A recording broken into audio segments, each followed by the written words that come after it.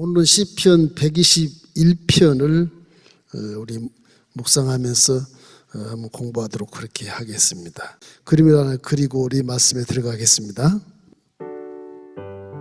찬송가 214장입니다.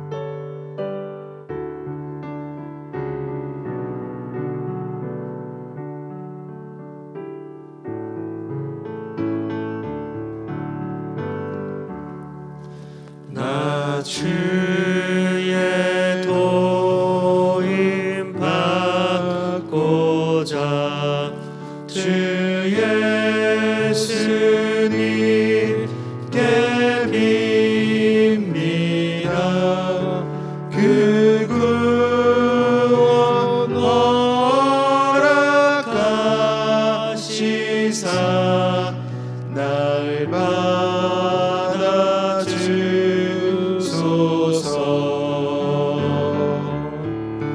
내 모습 이대로 주 받아 주소서.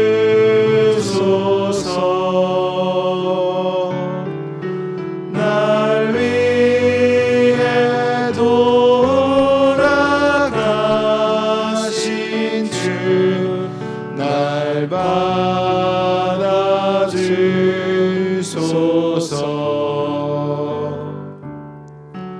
큰 죄에 빠져 영주를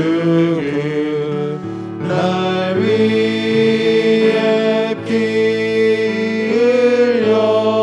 흘렸으니 주 영상대로 믿으사 날 받아 주소서.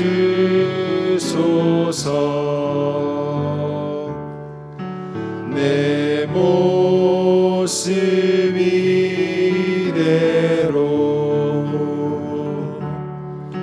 주 받아 주소서.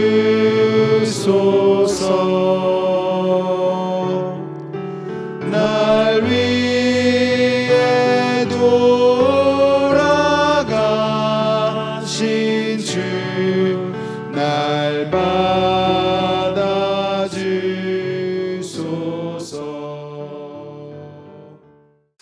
하나님이 어디 계실까? 우리가 세상 살면서 고난과 역경과 많은 환난을 겪는데 인간이라는 것은 태어나면서부터 육체 벗을 때까지, 천국 갈 때까지 도움을 받고 사는 존재예요. 혼자 못 살아요.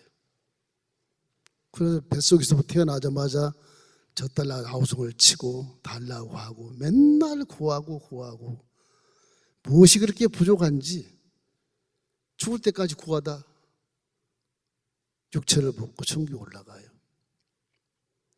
사람의 이런 나약함을 우리에게 계시해 주는 것입니다. 이스라엘의 3대 명절이 되면 유월절이라든지 수장절 이런 오순절이 되면은 아프리카나 안 그러면 이태리나 그리스, 요르단, 사우디아라비아 이런 데서 전부 올라와서 명절을 지내요. 한 200만이 모인다고 합니다. 바글바글하죠. 인산이 아니라 밟혀서 죽는 사람도 있고 그런 명절 땐 그래요. 그때 외국 사람들이 올라올 때 아프리카에서 남에서 이렇게 서남 쪽에서 올라오면 이스라엘 딱 당도하면 이게 유대 광야를 거쳐서 올라와요. 그 길이 거기밖에 없어. 유대 광야를 거쳐 올라오면 이게 시온산이 이렇게 높지 않습니다. 조그만 언덕인데 그 산을 보면서 신성시하는 거예요. 시온산. 거기는 아브라함 이삭을 제물로 바쳤던 그 모리아산. 거기는 예루살렘 산, 다윗 성, 여부수족 속의 성, 다 똑같은 주소예요. 거기가 다 시온산이. 그 예루살렘 시내에서 이렇게 구름이 좀 높아서 한 해발 300밖에 안 되는데 한 350 되나요? 그 정도밖에 안 되는데 거기를 굉장히 신성시해요. 그 사람들이 그 유대 광야에 물도 없는 곳에서 올라갈 때 그걸 바라보면서 소망을 가지고 성전에 올라간 것처럼 노래를 하는 노래가 이 본문의 시편 121편의 노래입니다. 그래서 성전에 올라가는 노래다 되어 있는데 산을 그렇게 신성시 여기는 것을 우리가 볼 수가 있어요. 이래서 우리가 아름다운 산을 보다가 산을 만드신 하나님이 내 인생에 도움이 된다, 그런 고백을 하고 있거든요. 시편 111편 1절로 2절을 함께 읽겠습니다. 내가 산을 향하여 눈을 들리라. 나의 도움이 어디서 올까? 나의 도움은 천지를 지으신 야훼에게서로다. 그렇게 찬양을 하는 거예요. 인생길에서 도움이 필요할 때 쓸데없이 우상을 섬기지 말고, 쓸데없이 피조물을 갖다 절하고 거기에 뭐 복제놓고 기도하지 말고 하나님을 찾으라는 거예요. 하나님을, 보이지 않는 하나님을 찾으라는 거예요. 자, 그래서 로마서 1장 20절 말씀에 이런 말씀이 있습니다. 함께 읽겠습니다. 창세로부터 그의 보이지 아니하는 것들 곧 그의 영원하신 능력과 신성이 그의 만드신 만물에 분명히 보여 알려졌나니 그러므로 그들이 핑계치 못할지니라. 자연 계시를 얘기해요. 자연 계시.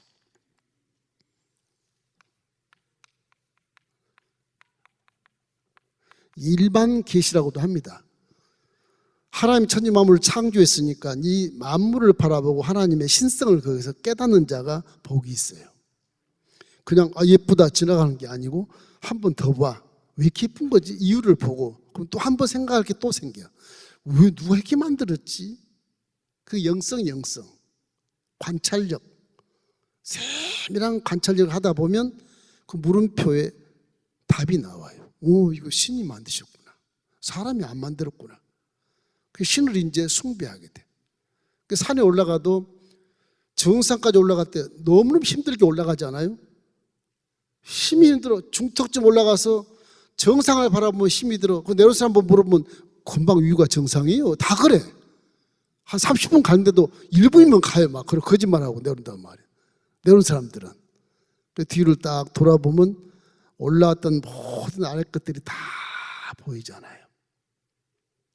그런 그 어떤 정상을 향한 그런 신성한 것, 아름다운 것, 어떤 그런 마음속에 있는 그 전기, 산의 전기에 도취돼 가지고서 이것이 발전되면 이 산에는 산신령이 계시나 보다. 사람은 그렇게 생각해요. 산을 이제 신령화를 시키는 거예요. 그런데 문제는 산은 누가 만들었냐? 하나님이 만드셨거든. 응? 하나님 모르는 사람 다 산신령이 있다 그렇게 믿어요. 왜? 올라가기 힘들고 올라가면 전기가 있고 아름다움이 내려다 보이고 너무너무 좋잖아요. 거기다가 뭐 별장도 지는 사람도 있겠지만은 산을 이렇게 신성시하는 그런 입장이, 그런 노래가 바로 121편인데 산을 가만히 봐봐요. 왜 산을 신성시할까? 모세도 호렙산 꼭대기에서 하나님을 만났잖아요. 그리고 산은 신성한 거예요.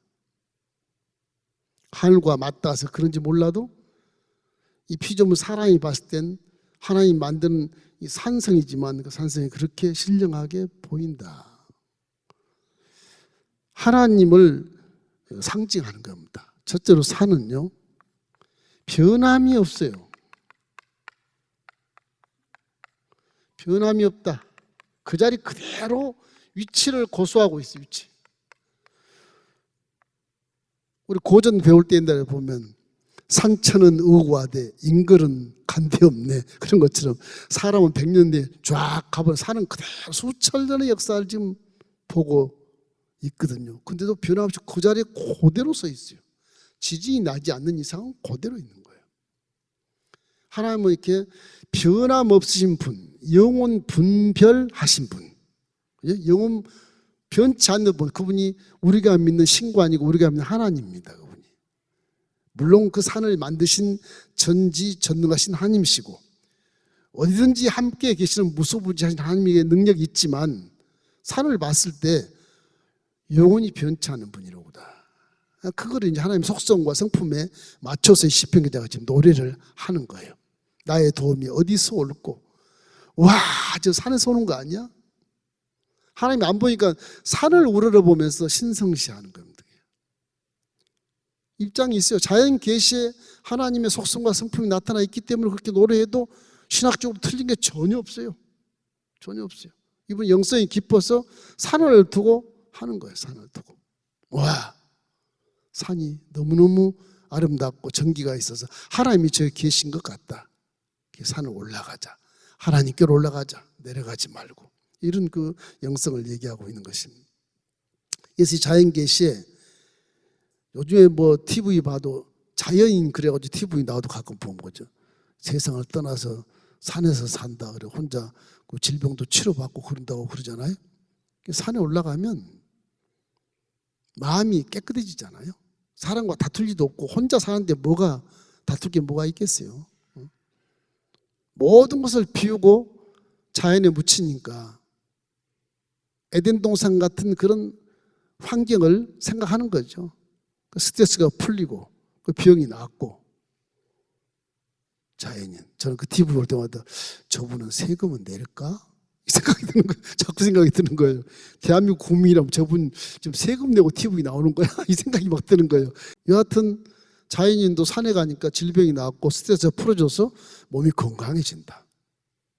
그 산이라고 하는 것이 우리 마음과 어디 육체까지도 이렇게 건강해주는 그런 깨끗함을 주는 그런 정갈한 그런 성상이다. 이런 걸 생각할 수가 있습니다. 산이라고 하는 것은 모든 것을 품어요. 모든 것들을 품어. 악한 것도 생육 강식의 어떤 그런 이 사자가 토끼를 잡아먹는다든지 사슴을 잡아먹는다든지 그런 것도 산속에 다 있어요. 산은 악도 선도 다 품고 사는 것이거든요. 그 안에 모든 먹을 거를 다 산이 다 공급을 해주는 거예요. 필요한 걸 다 공급해 주는 거예요. 우리 생각 그 산을 보면서 산에는 이제 호랑이도 있고 뭐 악한 놈도 있고 뭐 육식을 먹는 동물도 있고 식물을 초목을 먹는 동물도 있고 그렇지 우리가 볼 때는 악하고 선한 것처럼 보이지만 하나님은 당신이 창조한 모든 것들을 다 품에 안고 산에 살게 하신다. 사람은 더불어 살아가는 거예요. 원래 악한 존재가 없었어요. 마귀의 종을 따르면 악한 자가 되고 성령의 종을 따르면 성령의 선한 자가 되는 거예요. 그래서 복은 선한 자가 복을 받고 악한 자는 나중에 결론이 심판을 받아서 지옥에 떨어지는 거예요. 결과가 그렇지 산은 하나님은 다 품으려는 의도가 강해요. 불신자까지라도 다 사랑으로 품으려고 해서 다 당신의 형상과 모양을 닮았거든. 그래서 성경은 사랑입니다. 사랑. 하나님은 사랑이시고 아주 선이 무궁하시고 그렇게 착하신 거죠. 착한 마음이죠. 그게. 그런 마음으로 우리 천지만물을 창조했는데 사람만 이렇게 타락해가지고서 물고 찢고 싸우고 환경을 파괴하고 기후를 이렇게 변화시켜가지고서 홍수가 나고 지진이 나고 막 가뭄이 나고 이건 뭐 살 수 없는 그런 기후가 이렇게 변화가 된다는 사실도 사람이 다 망치는 거예요. 문명이 발전된다 굉장히 좋은 것 같은데 선진국이다 뭐 그러는데 그게 원흉입니다. 원흉. 이 지구촌을 망치는 원흉이에요. 그게 핵무기를 만들어내고 그게 강성대국이라 그래서 후진국들을 무시하고 죽이고 점령해서 침략해버리는 그런 일을 만들어내지 않습니까? 이래서 이 산은 모든 것을 품는다. 그 안은 뭐 도토리를 먹는 뭐 그런 조그만 그런 것도 있고 큰 동물도 있고 뭐 지렁이도 있고 꿈틀꿈틀한 뭐 생물도 있고 그러지 않겠습니까? 하나님은 모든 걸 다 품으시기 때문에 산을 신성시 여기는 사람의 이 영성이라는 것이 하나님 마음에 맞는 말이거든요. 이게 신학적으로 틀린 말이 아니에요. 산을 하나님이 만드셨기 때문에 하나님의 사랑과 하나님의 속성으로 만들어 놨기 때문에 산을 봐도 신령한 은혜가 있는 거예요. 그걸 말씀하는 거예요. 세 번째는 뭐가 있을까요? 세 번째는 모든 것을 품는데 모든 것을 공급도 하죠. 다 공급하는데 세 번째는 생명수를 공급해요. 생명수.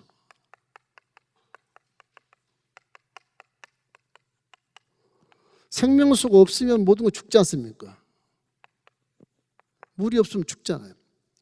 산은 다 물론 비료 받아서 내려온 물도 있겠지만 원래 물 땅 속에 있는 준비한 물도 있거든요. 광야에 가보면 다공석이라고 해요. 다공석. 그 바위를 이렇게 바위가 큰 바위가 있어요. 반석에 물을 친다. 그런데 이렇게 이 큰 바위 속에 공간이 비어 있어요. 이렇게 거기에 물이 이렇게 들어 있어. 물이 이걸 망치로 때리면 팍 터지는 거예요. 터지는 거예요. 그게 반석의 물이 이 물입니다. 사람이 하나님이 창조하실 때 벌써 몇 년, 몇 월, 몇 시에 200만 이스라엘 백성들이 여기를 통과할 때 원망하고 불평할 것이다. 알아요? 그러면 물을 주는 거예요. 당신의 능력으로 이미 다 예비해 놓은 거예요. 다공석, 지금도 성수를 가면 조그만 돌도 망치로 탁 때리면 물이 있는 게 있어요. 그 속에. 그렇게 때 앞에 때 물이 하나도 없는데 낙타가 막 헉헉거리고 갈증을 느끼는데도 망치로 돌 가지고 돌 때려도 터지면 물 나온 게 있어요. 흔하진 않지만 큰 바위도 때리면 하면 준비한 물을 딱 거기 갖고 계시는 거예요. 저와 여러분은 예정까지 선택하신 여러분을 하나님이 일생을 다 지금 길을 예비해 놓으시고 어느 날 어느 시에 누구를 만나고 어느 날 어느 시에 무슨 일을 만나서 어느 날 어느 시에 나에게 영광을 돌릴 것이라 벌써 알고 계시거든요. 알고 계세요. 그때가 우리 마음이 거룩한 산처럼 하나님의 속성을 가지지 아니하면 때가 계속 미뤄져요. 계속 딜레이 돼서 한참 후에 가서 그걸 만나게 돼. 회개 다 하고. 그래서 이 믿음을 가져보면 회개가 그렇게 중요해요. 회개는 하나님 때를 잡아 당기는 거예요. 자꾸 회개하면 당겨. 하나님 능력을 끌어 당기고 막 그래요. 그 회개를 많이 하십시오. 회개하라 천국이 가까웠느니라. 그 말씀이거든. 말씀. 자연을 바라보도 이런 걸 깨달을 수 있어야 돼요. 자연을 바라봐도. 모르겠어요. 저는 그림을 그려서 그런지 집중력이 굉장히 강하거든요. 지금은 요즘에 안 그런데 그전 딱 한번 사람만 보잖아. 그대로 기억을 해요. 그대로 그려요. 보고 그냥 그대로 그려요. 사진이 착각 찍혀요. 예수 믿고 나서 그런 것이 좀 사라졌는데 그래도 집중력이 강하니까 눈을 감고 집중력 있게 기도하면 거기서 신령한 은혜가 임하게 되거든요. 회개하십시오. 회개하면 내 마음이 거룩해지면 그런 은사가 있게 되고 누구를 바라보고 어떤 식물을 바라봐도 하나님이 영광된 것을 바라볼 수가 있어요. 와, 우리 집사님 하나님 같으시다. 그런 생각이 들어요. 천사 같다. 그래서 은혜가 넘친다고요. 예수는 이 성산, 이 자연 계시를 보고 이렇게 우리 세 가지 정도로 깨달을 수가 있어요. 자, 이 본문에는 이제 우리에게는 어떤 것이 있느냐 이것 근거에서 첫째는 사람은 다 도움을 원해요. 도움으로 사는 존재다. 사람은 다 돕지 않고는 살 수 없는 존재. 이게 홀로 살아간 사람은 단 한 사람도 없어요. 서로 주고 받고 하면서 사는 거예요. 사람은 사회성 동물이라 독불 장군이 없어요. 뭐 교만하게 난 독불 장군, 넌 나하고 아주 기초부터 달라. 구별된 삶을 살아. 그런데 그거는 몰라서 그런 거예요. 더불어 살아가는 것이 사람이에요. 더불어 살아가는 것이. 더불어 살아가야 돼. 조금만 구분가게 해도 주위 사람이 있어야 물건을 사서 내가 이익을 보는 것처럼 함께 더불어 살아가는 사람은. 그래서 다 서로를 위해서 도움을 주고 도움을 받고 살아가는 것입니다. 어릴 때는 부모님께 도움을 받고 좀 크면 선생님한테 도움을 받고 더 크면 이제 결혼해가지고 아내는 남편에게 남편은 아내에게 도움을 받지 않습니까? 그러고 사는 게 인생이에요. 그게 인생이거든요. 성경 보면 그대로 순서가 다 나와 있거든요. 이게. 독처하는 것이 좋지 못하니 아담이 잠들 때 갈비뼈에서 하와를 만들어서 돕는 배필로 딱 붙여주는 거예요. 돕는 배필. 아담은 하와의 돕는 배필이고 하와는 아담의 돕는 배필로 서로가 상부상조하면서 살아가게 만들어 놓으신 것입니다. 우리가 전도서 4장 9절로 12절 우리 좀 길지만 한번 읽어보십시다. 두 사람이 한 사람보다 나음은 그들이 수고함으로 좋은 성을 얻을 것입니다. 혹시 그들이 넘어지면 하나가 그 동물을 붙들어 일으키리라. 홀로 있어 넘어지고 붙들어 일으킬 자가 없는 자에게는 화가 있으리라. 또 두 사람이 함께 누우면 따뜻하거니와 한 사람이면 어찌 따뜻하랴. 한 사람이면 패하겠거니와 두 사람이면 맞설 수 있나니 새 겹줄은 쉽게 끊어지지 아니하느니라. 혼자 살려고 하지 마세요. 우리 구제하고 헌신하는 것은 불쌍해서 준다 그런 생각하지 마세요. 더불어 살아가기 위해서 돕는 배 필요해요. 돕는 배. 거기 고리를 뜯고 이자를 뜯고 그런 게 아니에요. 돕는 거예요. 그냥 돕는 거. 서로가 사랑하는 것이죠. 그래서 성경은 율법이 그렇게 613개가 있어도 맨 우두머리 하나에 있는 거 사랑만 하면 밑에 612개는 다 이루어진다고 말한다니까요. 자꾸 구약에 매이지 마세요. 구약은 죄를 깨닫게 하기 위해서 율법을 그대로 기록해 놓은 것을 우리에게 정경에 집어넣은 것이거든요. 신약은 그렇지 않아요. 새 계명을 주느라 하나다 하나. 사랑만 해. 율법 다 지키고 인정해 줄게. 그런 것이거든요. 로마서 13장 10절에 사랑은 율법의 완성이다. 성경에 법으로 써 있잖아요. 네. 사랑이. 이게 성경의 결론입니다. 결론. 율법의 완성이에요. 그러면 남은 율법 612개, 이게 율법은 다 지킨 거예요. 다 지켜버린 거예요. 사랑이 그렇게 중요해요. 뭐 믿습니다. 그거보다 사랑하십시오.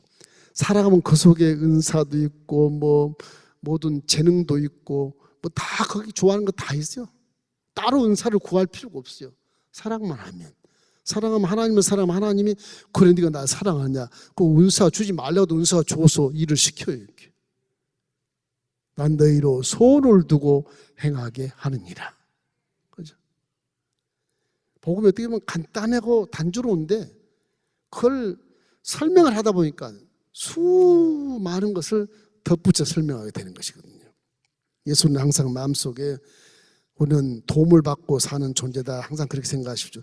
뭐 이 연구하다 보니까 미국 축구 코치가 한 팀을 이렇게 가르치는데 2년 동안 성적이 부진해. 그래서 막 이 팬들이 막 비판하고 막 그래. 너무 코치가 마음에 이제 이 자리에서 떠나야 될 판국이 됐어. 너무 비참한 거예요, 마음이. 그런데 밤늦게 술을 먹고 집에 딱 들어오면 딱 하나가 자기를 존경하고 사랑하는 거예요. 뭐게? 개야, 개. 이 강아지가 와 좋다고 달려드는 거 다 비판하는데 이 강아지 하나가. 그 부인한테 얘기했답니다. 여보 내가 다 나를 비판하고 당신도 나를 좀 멋쩍게 보이는데 난 저 강아지 하나가 나를 살려. 저런 애 하나만 더 있으면 내가 성공하겠어. 그러니까 부인이 나가서 시장에 가서 강아지를 하나 더 사왔답니다. 사람은 이렇게 결혼해도 외로울 때가 있고 고독할 때가 있어요. 그렇잖아요. 항상 행복할 수 없잖아요. 환경이 그렇게 만들질 않아요. 그래서 믿음이 필요한 거예요. 그럴 때를 위해서 믿음은 항상 내 가운데 중심을 딱 잡아두고 있고.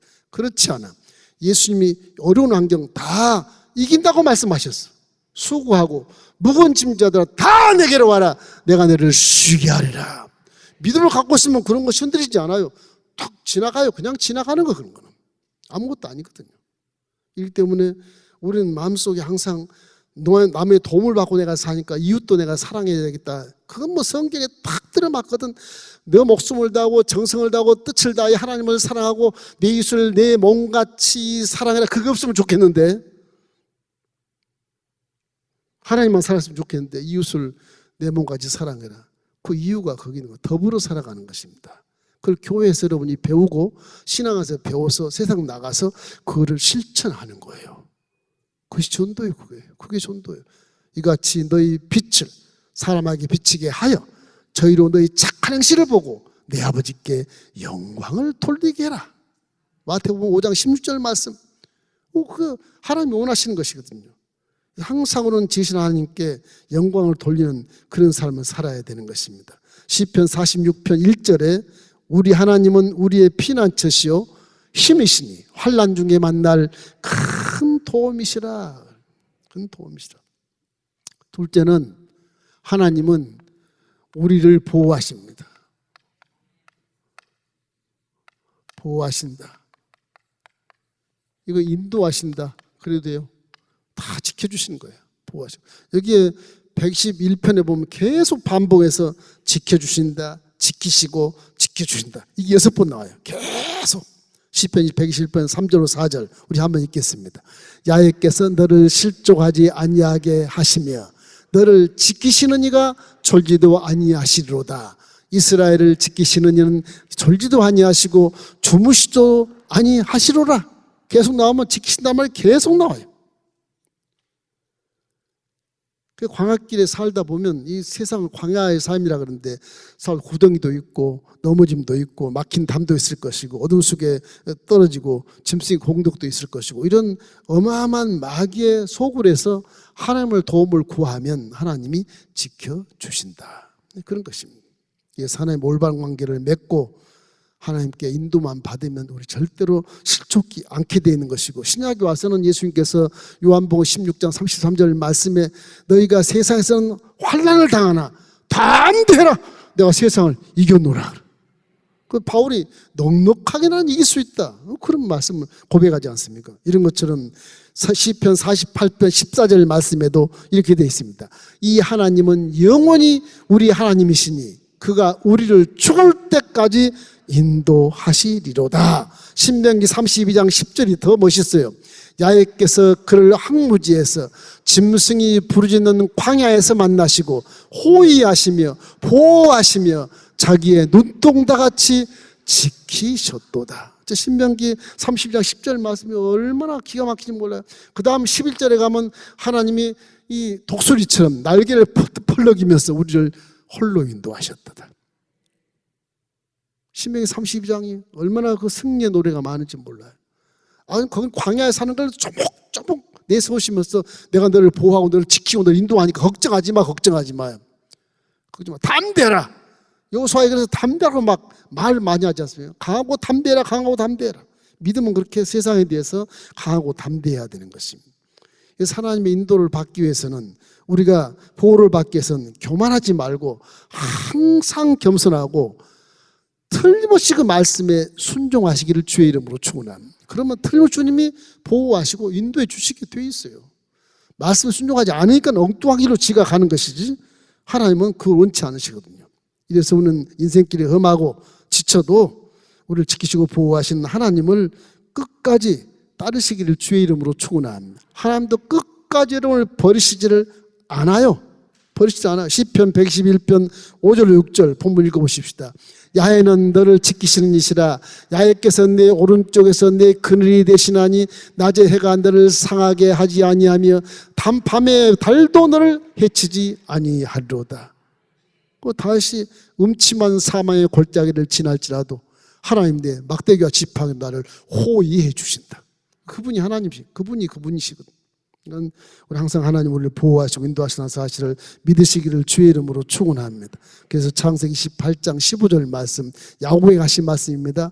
내가 너와 함께 있어 내가 어디로 가든지 너를 지키며 너를 이끌어 이 땅으로 돌아오게 할지라. 내가 내게 허락한 것을 다 이루기까지 너를 떠나지 아니하리라 하신지라. 저와 여러분도 하나님이 다 주님이 인도해 주셔서 하나님이 주신 소원을 다 이루기까지는 떠나지 않는다는 겁니다. 떠나지 않는다는 겁니다. 그 성령을 보내신 이유가 거기 있어요. 성령이 딱 지키고 계시는 거예요. 성령이. 성령으로 인도받고 성령으로 사로잡혀서 말씀에 순종만 하면 뭐 하자가 없어요. 비록 마귀에게 이기고 물고 싸우는 곳이지만은 여러분 넘어지지 않고 쓰러지지 않고 항상 행복한 모습으로 천사 같은 미소를 지고 살아갈 수 있는 능력이 거기서 나타나게 되는 것입니다. 그래서 우리에게 지혜를 주시고 능력이 필요할 때 능력을 주시고 힘이 필요할 때 힘을 주셔서 세상을 승리하게 주시는 것입니다. 세 번째는 환난에서 건져주세요. 환난, 시련, 환난에서 건져주신다. 환난을 당할 때 불안하고 두렵지 않습니까? 환난을 당할 때 마귀의 진이 얼마나 두렵게 합니까? 그러나 그 환난과 두려움과 무질서와 혼돈과 어두움은 우리 믿음에서 승리할 수 있어요. 우리는 빛이니라 어둠아 사라질지어다, 혼돈아 떠나갈지어다, 무질서야 떠나갈지어다, 십자가를 바라보아라. 모든 어둠과 무질서와 혼돈을 다 주님이 다 척결해 버리시고 빛을 주셔서 우리는 빛의 자녀니라. 어두워도 스스로 빛을 발하면서 갈 수 있는 그런 자격이 있어요. 여러분 빛을 발할 수 있어. 예수님의 빛을 반사받아서 우리 앞길을 볼 수 있어요. 아무리 깜깜해도. 언제가 제 얘기했죠. 극장 가면 캄캄하잖아요. 막 들어가면, 문 열고 들어가면 영화 시작했으니까 앞이 안 보여. 깜깜해. 어디 갈지 몰라요. 물론 안내자도 후레시켜고 있긴 하겠지만 한 번씩 해보세요. 들어가서 눈을 한번 30초만 딱 감고 있어봐요. 딱 감고 있다가 뜨면 그 깜깜했던 곳에 길이 쫙 보여요. 한 2, 3m는 그냥 보여요. 내가 찾아갈 수 있어. 무슨 얘기하는 거야? 깜깜할 때 눈을 감고 기도하면 길이 보이는 겁니다. 그냥 들어가면 넘어져요. 안내자가 인도하지 않으면. 우리 마음이 생각이 그런 거라니까요.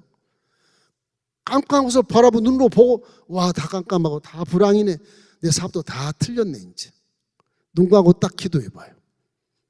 기도하면 희미하게 내 앞길에 2, 3m는 다 보인다고. 2, 3m는 보여. 부딪히지 않고 쓰러지지 않고 갈 수 있어. 그 기도의 능력, 기도의 능력. 영안을 열어준 영안을 기도하면 여러분의 영안을 열기를 주의 이름으로 축원합니다. 그래서 환난 속에서도 여러분은 승리의 길을 찾을 수 있어요. 말씀에서 찾을 수 있고 기도하면 성령이 내 안에서 눈을 뜨고 분별하게 만들어주시고 귀를 열어 듣게 한단 말이에요. 그러면은 승리할 수 있게 되는 것입니다. 시편 21편 7절로 8절 우리 함께 읽어보실까요? 왕이 야훼를 의지하오니 지존하신 이의 인자함으로 흔들리지 아니하리이다. 왕의 손이 왕의 모든 원수들을 찾아내미며 왕의 오른손이 왕을 미워하는 자들을 찾아내리라. 사도 다윗이 사울에게 쫓김을 받을 때도 얼마나 죽을 힘을 다해 도망을 다닙니까? 죽일 수도 있는 기회가 2번이나 있어도 못 죽인 것은 이 다윗은 하나님 마음을 알고 계시고 말씀에 순종하기 위해서 죽일 수가 없어요. 아비스나 이런 장수들은 죽입시다 하지 마라. 이 좋은 게인데 왜 죽이면 당신 왕이 되는데 왜 안 하려고 그러냐고. 하나님의 손에 맡겨야 된다. 하지 마라. 그 장수들이 착해서 그래도 다윗의 말을 들어요. 자기들 살기 위해서 왕한테 허락 안 받고 죽여버려도 괜찮은데 그 장수들도 믿음 있는 다윗을 존경한지라 묻고 살해하기 위해서 한 건데 하지 마라. 왜? 하나님이 기름 부어서 왕을 세웠는데 내가 그를 죽이면 내가 죄 짓는 거라는 겁니다. 그 사람이 아무리 타락했더라도 기름 부음 받은 자인데 그건 내가 결과에 심판할 수 없어. 하나님 심판해야 돼. 그렇게 놔두지 않습니다. 결국 놔두고 10년이란 장장세월 가까이를 도망다니다가 왕위에 다시 올라가는 거거든요. 그런 수많은 고난과 광야길을 헤매면서 다윗은 많은 것을 기도하며 많은 것을 어둠에서 깨닫고 바라보고 그 모든 경험을 통해서 이스라엘 국민들을 다 아울러서 통일로 왕국을 만들어내는 기가 막힌 지도자로 변하게 되는 것입니다. 이래서 고난이라고 하는 것, 환난이라고 하는 것 다 우리의 선생이에요. 선생이에요. 오늘 아침에 그 얘기했는데 다 선생이에요. 고난에 대해서 하나님은 말씀에 도전하면 승리한다. 도전하면 이겨. 고난을 두려워하지 마. 강하고 담대해라. 네 앞에 놓은 고난은 내가 이길 수 있을 것만 딱 놓은 거예요. 밟고 이래서 고난이면 무서워할 필요 없어. 그냥 도전에 승리해야 되는 거예요. 승리할 수밖에. 이미 승리한 것을 믿고 가는 거예요. 이미 믿음이라는 건. 그거 두려워할 이유가 전혀 없어요. 두려워하면 불신자인 것입니다. 이러기 때문에 이 세상 살 동안 여러분 재앙이나 기근이나 질병이나 가난이나 슬픔이나 어떤 불행을 만난다 할지라도 이 모든 환난에서 하나님이 나를 지켜주신다. 그 믿으시기를 주의 이름으로 축원합니다. 그 근거가 십자가예요. 십자가에 보고 내 죄를 다 사해 주시고 저주와 가난과 질병과 죽음, 공포를 다 싹 쓸어버리시고 나하고는 상관이 없는 존재들로 만들어 놓은 것이 십자가의 복음이 복음. 그래서 영혼이 잘된 같이 범사가 잘되고 강건할 수밖에 없는 그런 길을 우리는 걷고 있다는 것을 믿게 되기를 주의 이름으로 축원합니다. 다윗이 기가 막힌 이 기도 한번 들어보세요. 시편 40편 2절 말씀. 나를 기가 막힐 웅덩이와 수렁에서 끌어올리시고 내 발을 반석 위에 두사 내 걸음을 경고케 하셨도다. 다윗의 믿음이 얼마나 기가 막힙니까? 십자가 대속의 1000년 전인데 십자가 대속의 복음을 믿는 것처럼 다윗은 고백하고 시편을 짓고 막 그래요. 와, 내 속에 들어가라 다 하야를 송축해라. 내 모든 죄를 사시고 내 보듬을 깨치시고 내 생명을 파면해서 속량하셨도다. 십자가를 그대로 얘기하는 겁니다. 예수님이 1000년 전에 그러니 하나님의 마음에 합해서 다윗은 뭐 그냥 성공할 수밖에 없는 존재로 나타나게 되지 않습니까? 사람이 다급해지면 사실 기도하지 않을 수 없어요. 기도 안 하고도 다급하면 막 기도하게 되는데 하나님의 손을 꼭 붙든 마음으로 눈물로 기도하면 주님이 그 불행으로부터 보호해주시고 피할 길을 예비해 주시는 것입니다. 여러분, 항상 우리는 마음속에 환난당할 때 전능하신 하나님, 전지하신 하나님께 부르짖기를 주의 이름으로 축원합니다. 다시 한번 말하지만 고린도전서 10장 13절 말씀 우리 한번 함께 읽겠습니다. 사람이 감당할 시험 밖에는 너희가 당한 것이 없나니 오직 하나님은 미쁘사 너희가 감당하지 못할 시험 당함을 허락지 아니하시고 시험 당할 쯤에 또한 피할 길을 내사 너희로 능히 감당하게 하시느니라. 할렐루야. 우리는 그 당당하게 아주 담대하게 세상에 대해서 도전하고 승리만 남아있는 것입니다. 여러분. 그 도전한 믿음의 실천이 문제예요. 그 성령과 함께 동행해서 강하고 담대하게 도전하면 하나님 내 앞에 놓으신 이 고난이 내가 이스도로 만들어 밟고 일어서면 뒤에 가면 축복이 있게 되는 거예요. 내 믿음은 성장되고 복 있는 사람이 되어지게 되는 것입니다. 또 우리를 하나님께 건져주시니까 필요를 공급해 주시지 않겠어요? 필요한 것을 공급해 줘. 건져주시면 이게 공급이 필요해요. 공급. 우리에게 주신 모든 것 다 주시는 거. 건져 놓으시고 굶겨 죽이겠습니까? 그렇지 않잖아요. 목자가 양을 키울 때 푸른 초장과 실말 먹거라 인도하는 것처럼 하나님 우리를 환난에서 건져주시면 모든 것이 회복되게 만들어 주시고 함께 영광되게 만들어 주시는 것입니다. 이스라엘 백성들이 원망하고 불평할 때 갈증 느낄 때 반석을 쳐서 물을 내는 모세처럼 하나님은 다 그 길마다 준비해 놓고 계신다니까. 아브라함도 자기 일생을 전부 이 길을 다 예비해 놓으셨어요. 길을 예비한 길로 가지 않고 애굽으로 내려가면 수치를 당하고 다시 거리 와요. 다시 그 자리에 오게 됐어요. 나도 한번 나갔다가 와볼까? 그 생각이 있으면 한번 다시 그 자리로 다시 와 있어요. 어떻게 오냐 더 심하게 와 있어. 차라리 그 자리에 있었으면 빨리 회복되고 믿음이 성장해서 복을 받을 텐데 세상 나가 살다가 오다 보니까 더 심해가지고 기어서 와가지고서 그 자리에 와서 하나님께 복을 받게 되는 거예요.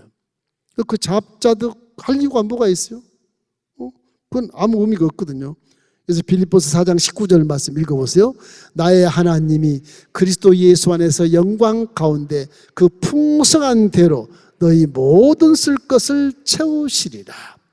그리스도 영광 가운데, 하나님 영광이 아니에요. 그리스도 영광 가운데 십자가 대속의 복음, 그 영광 가운데 쓸 것을 다 채워주시는 거예요. 그 근거가 돼. 수고하고 무거운 짐자들아 다 내게로 와라. 내가 너를 쉬게 하리라. 먼저 그이나 의를 구하라. 그래야 너에게 모든 것을 더하시리라. 그것이 십자가의 결론이 딱 나와 있어요. 십자가 믿으면 내 생각이 바뀌어서 그이나 의를 구하는 실천자가 되고 그러면 뒤에 먹고 입고 마시고 누른 건 다 더해 주시겠다고 말씀하시거든요. 그래서 영혼이 잘된 같이 범사가 잘되게 되어 있는 거예요. 할렐루야. 여러분 항상 무엇을 먹을까 무엇을 마실까 무엇을 염려하지 말고 하나님의 그 나라 의를 구하고 하나님의 영광을 돌리는 그런 삶을 살기를 주의 이름으로 축원합니다. 요한복음 말하는 포도나무 줄기에 가지가 딱 붙어서 열매를 맺는 것처럼 우리가 하나님만에 살면 아무리 비가 오고 바람이 불고 눈보라 쳐도 하나님이 다 열매 떨어지지 않게 하시고 풍성한 열매를 맺게 주시는 것입니다. 비가 오지 않는 것만이 가뭄이 아니에요. 하나님의 도움이 없는 인생이 모두가 다 가뭄에서 허덕이는 겁니다. 하나님을 찾으십시오. 인생의 가뭄은 인생의 노력으로 해결되지 않아요. 오직 하나님의 은혜가 임해야만 그 가뭄이 해결이 되는 것입니다. 오늘 본문 말씀 121편 8절 읽고 마치겠습니다. 야훼께서 너의 출입을 지금부터 영원까지 지키시리로다. 아멘.